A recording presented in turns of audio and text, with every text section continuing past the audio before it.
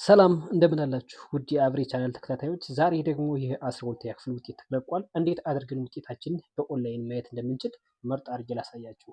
ስለዚህ እንዴት አድርገን ጉግል ክሮም ላይ ገብተን እንደምንጠቀመውና እንደምንሰራው የማሳያችሁ ይሆናል። በጽሞና ተከታተሉኝ። እንግዲህ መጀመሪያ ወደኋላ ባክ ብለን እንመለስና እዚህ ጋር እንደምትመለከቱት በእንደዚህ መልኩ በስልካችን ነው የምናየው።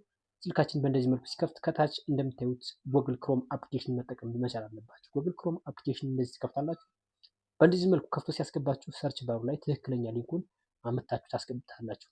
ትክክለኛ ሊንኩን ቴሌግራም ቻናል ላይ ወይም ደግሞ ዲስክሪፕሽን ቦክስ ላይ ያስቀምጥላችኋለሁ። እሱን መጠቀም ትችላላችሁ።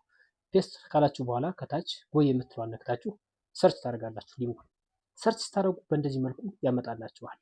መጀመሪያ እንግዲህ የሚጠይቃችሁ ምንድን ነው? አድሚሽን ካርድ ነው። በመቀጠል ደግሞ ፈርስት ኔም ነው ወይም ደግሞ የመጀመሪያ ስማችሁን ማለት ነው። የራሳችሁን ትምህርት ቤት ላይ መጠሪያ ይሆናል ወይም ደግሞ አድሚሽን ካርዳችሁ ላይ የተሞላችሁ የመጀመሪያ የመጠሪያ ስማችሁ ማስገባት ነው። እዚህ ጋር እኔ ለምሳሌ ይሄን አስገባሁ።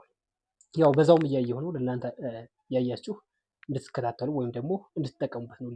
ሊንኳን ትክክለኛ ሊንኳን ዲስክሪፕሽን ቦክስ የቴሌግራም ቦቱንና ይህን ትክክለኛ ድህረ ገጹ የምታገኙበትን አስቀምጥላችኋለሁ። እሱ እየነካችሁ ማየት ትችላላችሁ። እንደምትመለከቱት እኔ እንግዲህ ይህን ውጤት በእንደዚህ መልኩ ግልጽ አድርጎ አመጣልኝ።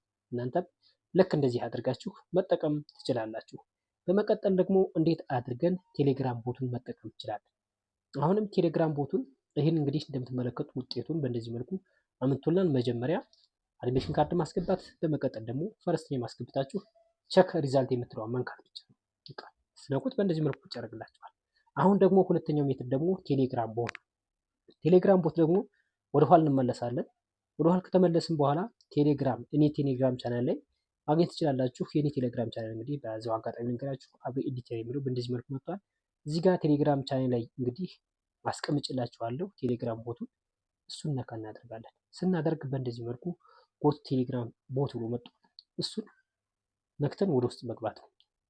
እንደምትመለከቱት እንግዲህ 114854 ተከታይ ያለው እሱን ቦት ከታች ስታርት የምትለዋን ነክታችሁ ታስጀምሩታላችሁ። ከዚህ ጋር ምንድነው አድሚሽን ካርዳችሁን ማስገብታችሁ ሴንት ማድረግ ብቻ ነው። ልክ እኔ እንደዚህ እንደማድረገው ይኸው አስገባው። ከዛ ከትንሽ ሰዓታት በኋላ አክሰሱን አምጥቶ ቁጭ ያደርግልኛል።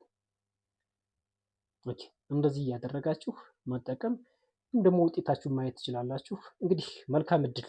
ተማሪ ከሆናችሁ የሌላ ሰው የምታዩ ከሆነም ደግሞ እንግዲህ የምታዩላችሁ ሰዎች በሙሉ እድለኛ እንዲሆንላችሁ እመኛለሁ፣ እንዲያልፉ እመኛለሁ። ሰላም ሁኑ። ቻው።